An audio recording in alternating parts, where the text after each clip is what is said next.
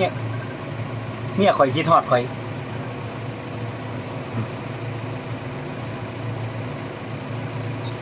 ฮัลโหลครับคิดฮอดบ่ครับคือโทรมาแต่เช้าแท้ฮัลโหลคิดฮอดดิคือโทรมาแต่เช้าแท้ที่เป็นเต้นคิดฮอดอยู่ละเป็นเต้นรถแห่แล้วเบอร์นี่ วานคิดฮอดกูไปเต้นรถแห่นี่ไปหยังอยากไปเนี่ยละขอเงินเนี่ยเอาเงินใหม่จากบ้านเนี่ยขอเงินกูอีกแล้วเอ้ยเต้นรถแห่ก็ไม่อยากพัวอยู่พี่เอาสิเอาไปเลี้ยงบักน้อยตัวเนาะบักน้อยอีกแล้วบักน้อยเห็นไผดิโอ้ยมาปวดหัวแล้วมึงแค่บัน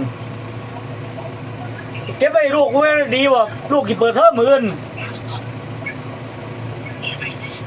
ส่วนเก็บกับเก็บนะส่วนกินกับกินโอ้ยน้ำกับตอนเนี่ยนะกินน้ำกับตอนอีกแล้วจังเป็นจังพี่น้องเนี่ยข่อย